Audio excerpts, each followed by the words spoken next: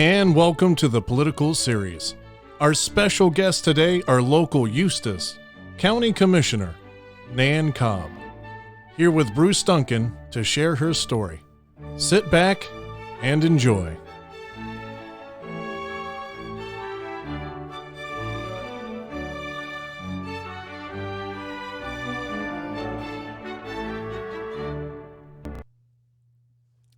Good evening, listeners, and welcome back to this edition of Community IQ. Garrett Bunnell brings this to you as a courtesy and a public service to the community. And tonight we are really honored to have Nan Cobb here with us. Nan is a longtime Eustis businesswoman and a longtime community supporter and someone who has put her heart and soul into this community. And now she sits on the Eustis City Commission, and Eustis is better off for it. So, Nan, thank you for joining us tonight. Well, thank you for having me very much, Bruce. And Garrett, we appreciate everything. Your intro music tonight was a familiar tune from 1960s television, and we chose that music because you and Jerry have owned Cobb Tractor here in Eustis for how long? Over 41 years. That's amazing. And what an incredible business you have established here in Eustis and in Lake County, and you're servicing the agricultural community, which is so vital to our area. I will tell you, it's the number one important thing for me. And we have a tendency at times to, in Lake County and in Eustis as well, to always try to do better and be bigger. And I'm never one we don't need to run from our roots. This is who we are. That's right. And so I think we get back to our roots, and I think we have a better way of life. Yep. Ag is good. It's good to get your hands in the dirt. Yep. No farmers, no food. You got it. Yep. No, of course, ag is near and dear to my heart, and near and dear to anyone's heart who grew up in Lake County, and it's good to see it really kind of resurging here a little bit. We had Garrett had a customer and I got to meet tonight, Mr. Shook, who runs right, I know Joe Shook. Right, a nursery here in Eustis. And, the loss of the citrus industry was devastating for a while, but agriculture has made a strong comeback in Lake County, and it's good to see. Yes, I will tell you, when those freezes happened, at some point you have to look at changing your business, because when we had large farms, we might have had hundreds and hundreds of acres and maybe 2 tractors. Well, with the freezes, you definitely need to change your business model, because now you have gone from 100-acre tracts to 20-acre tracts, 5-acre tracts, 10-acre tracts.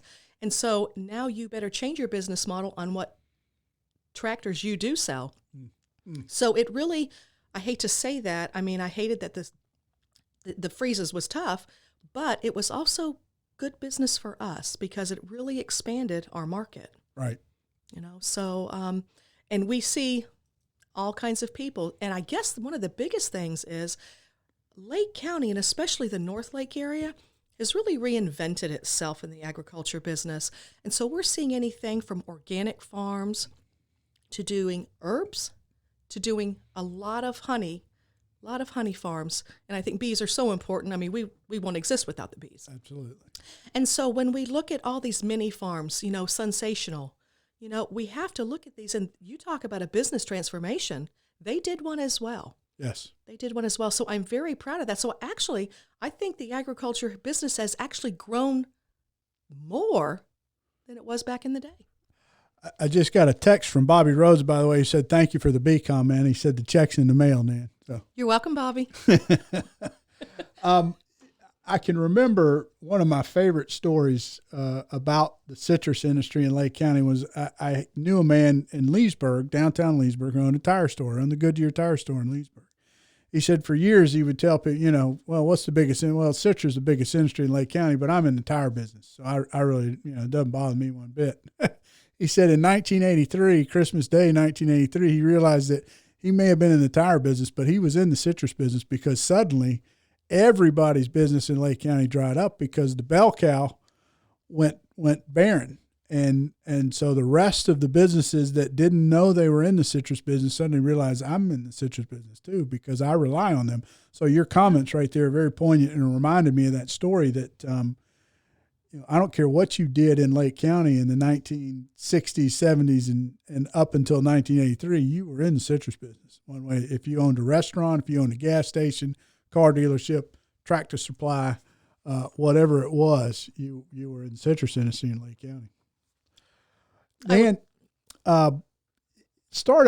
what was your first foray into community service that you remember as a little girl or as an adult, or what was it that first taste of community service for you?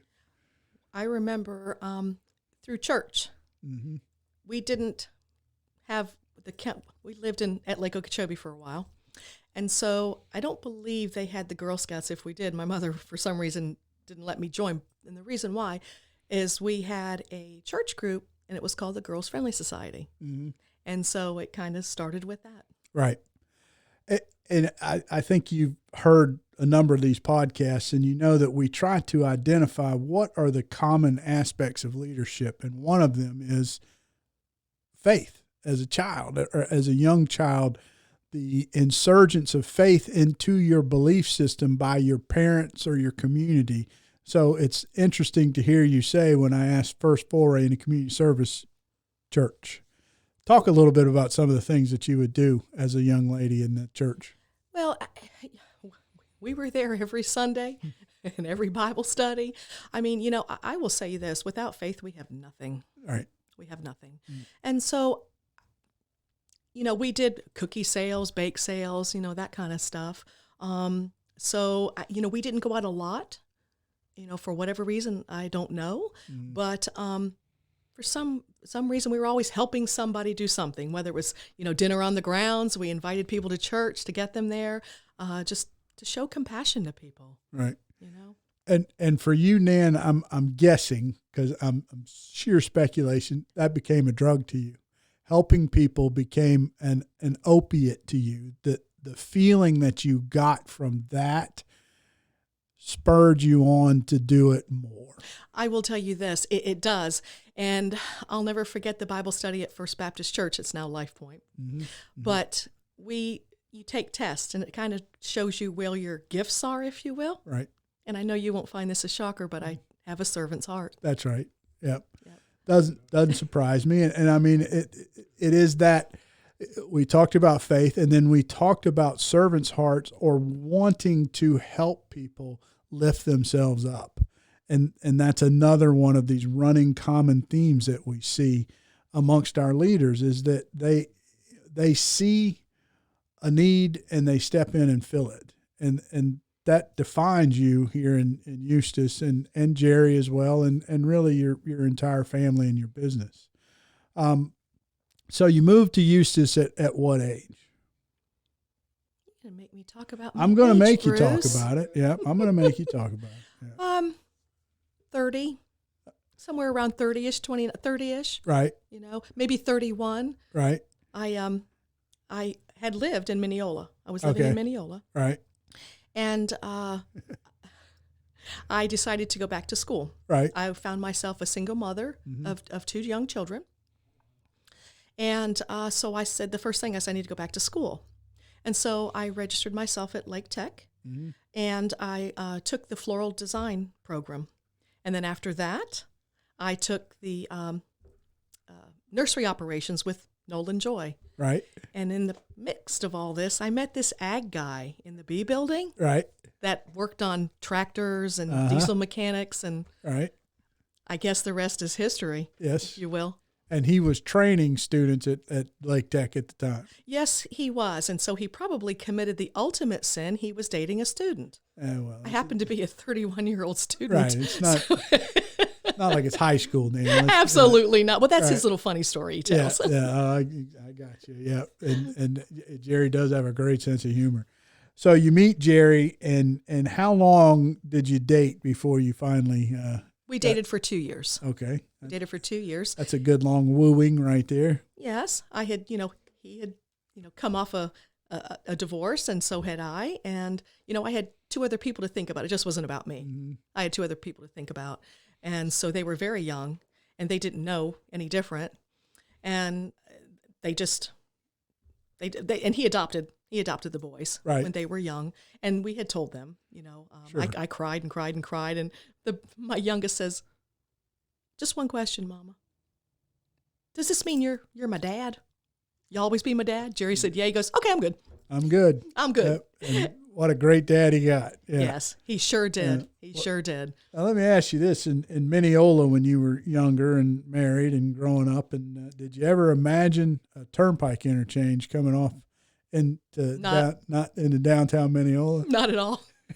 Not at all. Not at all. Actually, it was North Grassy Lake Road, and it's not even called that anymore. They Right. changed the name. Yeah, it's Hancock Road, and it was Turkey Farms Road, and then they turned it into Hancock Extension, and then Citrus Boulevard coming off of there by the tower. Yeah, so yeah, A lot of changes down that way. well, it was nothing but orange grove when we were young. Yeah. I mean, literally, that's what the Citrus Tower was all about. You went up to the top of it, and that's all you saw was citrus, and now all you see is rooftops. That's right. Well, they have a tendency to pay a few more taxes. Yes, they do. Yes, they do. Yeah, yeah. And Not that I agree with that, by the way, but I understand. It is painful. It is it's a fond memory to think back on what Lake County was, but I think Lake County is and continues to grow, and I'm still proud to be from Lake County. Yeah. And I've never been a wishing person or an envious person, anything like that. Yeah. But I have to tell you, there is one thing that I always wished, that I was born and raised here. Yep. I really have. I have to tell you, I've made some this is the only place really in Eustis that I've made some very lasting and wonderful relationships, not only just Eustis, but from Lake County. Sure. And I cherish them, and they'll always be lifelong friends. And I can't ever change the past. It's the way Right. it is. But it's one of the things I always wished. I wished had been born here. Right.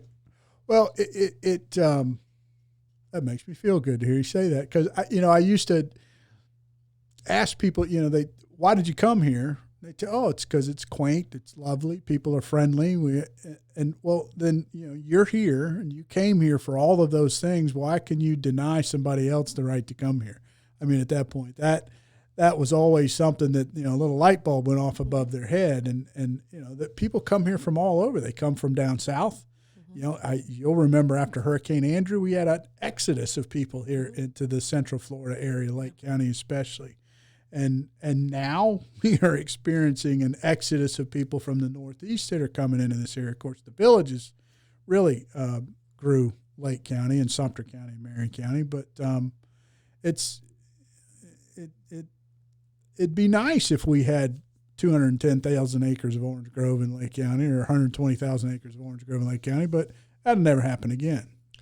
Not in this lifetime. Unfortunately, and I think you know as well as I do, the minute you plant it, you're looking minimum 5 years. Oh, yeah. And then we have greening, we have canker. Right. I mean, it's just, and the ag world has changed. So we have changed to blueberries. We've That's right. changed to peaches. Yes. We've changed to many, many things. And so it's tough. It's also tough on the Florida farmer and the American farmer, not to get too sidetracked with this, but that nasty word NAFTA. Oh, yeah. It's a hot button with me, baby. Yes. Yep. And so I'm a firm believer, take care of our own. Right. It's who we are. I've always said this, I'm going to say this about Lake County. You know as well as I do, when we go someplace, like Orlando, per Right. se, do you tell people you're from Eustis? Do you tell people you're from Tavares? No. Yeah. I'm from Lake County. Right. That's the difference in who we are. That's right. Yep. We identify ourselves. Yes. We are family. Yep. And it was growing up, they used to make fun of people from Lake County. When I was on the radio, the folks from Orlando would laugh about us and call us names and bring our heritage into question. And I always took pride in that. I'm not like you, and I don't want to be like you. I can remember Lake County years ago, and Dan, you'll remember this, that adopted they went out and they hired this big advertising firm to try to market Lake County. and the firm, they were a huge firm from a big city, and the tagline that they came up with was the countryside of Orlando. You remember billboards everywhere? They were advertising that Lake County was the countryside of Orlando, and of course it just fed right into the folks down in Orlando and what they thought about us. And some people were upset about it here in Lake County. I was working in a county attorney's office at the time, and I thought it was fantastic. I said, I think that's a great tagline. It didn't last very long, but they spent, if I remember right, it was $1.6 million they paid that firm to come up with that campaign. Yeah. Today, I would say, please don't lump me in with that. We are who we are. Thank you. Yeah, exactly. And but it is Lake County's a very unique place. With the Green Swamp, they're a critical state is concerned. Yep. The Wekiva River Protection Area, the Ocala National Forest. Yep. We're blessed to have those places, and so to say that Lake County is overgrown, and our mutual friend Lauren Ritchie and I used to have this argument all the time, is it's irresponsible, I think, because we have some beautiful areas in this county that will never be developed, and as it should be. That's exactly correct. Right, and it's a short drive to get there. Listen, yeah, I'm proud to live here. I really and truly am. Yeah. And you're right. Everybody comes from someplace. Everybody deserves to live where they want to live. That's right. And yes. and how can you turn them down? That's right. So Nan, now you're on city council. When did you first get elected to the city council? Well, I was installed the first week in January. Right. Okay. But prior to that, we had the election, prior to. And fortunately, and like I said, I don't take this lightly, but I did run unopposed. Mm-hmm. And so I knew in August that I had won the election. Right. And so that was a long time from August to January.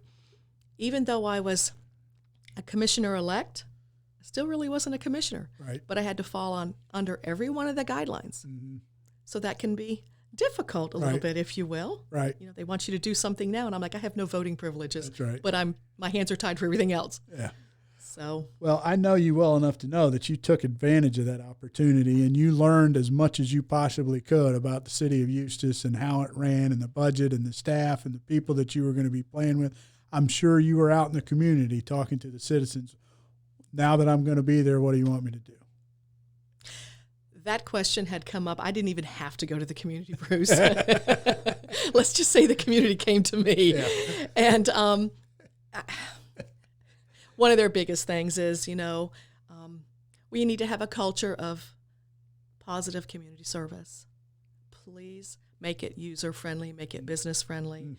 Mm. And for me, that is, we need 100% total transparency on that. And our job is to be customer-friendly. Mm. Mm. Customer-friendly. And so, it's difficult sometimes because not everybody understands all the inner workings and ins and outs. It's very, very difficult at times. Things do have a way of playing themselves out. You just have to be patient. Right. But so that's the culture. And that's one of my biggest things is we have to treat everybody fairly. Yep. We have to have good customer service. And that's a culture we need to breed in that. Right. And just so people understand, I mean, you say the word customer, which that is from your business background right there, that you use the word customer to define who? The taxpayer, the citizen, the person that lives, that has skin in the game. You identify them not as just a resident of Eustis. You identify them as a customer of the city. They're not just constituents. That's correct. I don't consider myself a politician. I consider myself a public servant. Yes. Okay. And so everybody is a customer. Right. If you pay taxes here, you're a customer. That's right. Whether commercial, whether residential. Right. And so you have the right to be heard. Yes. And the staff from the, bottom to the top needs to always be aware of that fact that when someone comes to the city, that's your customer. That's correct. Otherwise, we won't have any customers. That's right. That's right. That's great to hear you use that term. as opposed to some of the other terms that elected officials tend to describe their constituents with.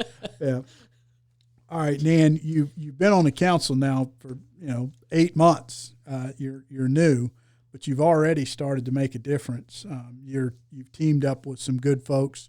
I think your staff has already changed its approach to how to do that. What is it that you want to, when you leave office 20 years from now, hopefully, what is it that you want people to say about Nan Cobb and her time on the Eustis City Council? That Nan was always tough, but she was fair. Mm-hmm. She did listen. Nan remembered that she has 22,000 residents, so it's not about Nan and what Nan's agenda is, because I have none. Right. I don't need or want for a thing. So it's not about me, it's about them. Mm-hmm. And I always want them to think I left Eustis a better place than before I got there. Mm. Yeah, I think you've already started to accomplish that goal. I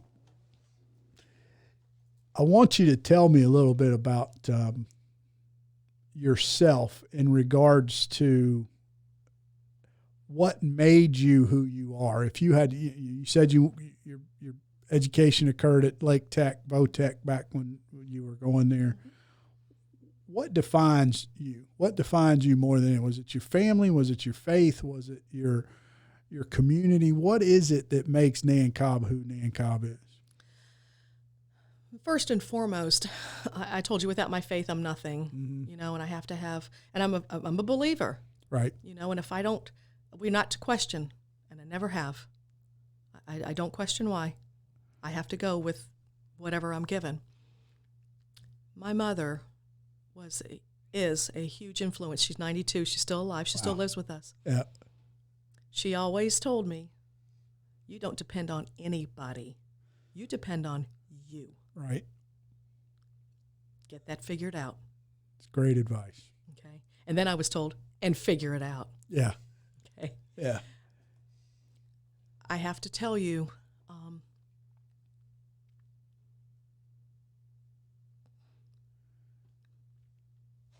We're friends here. and I know Don't take your time.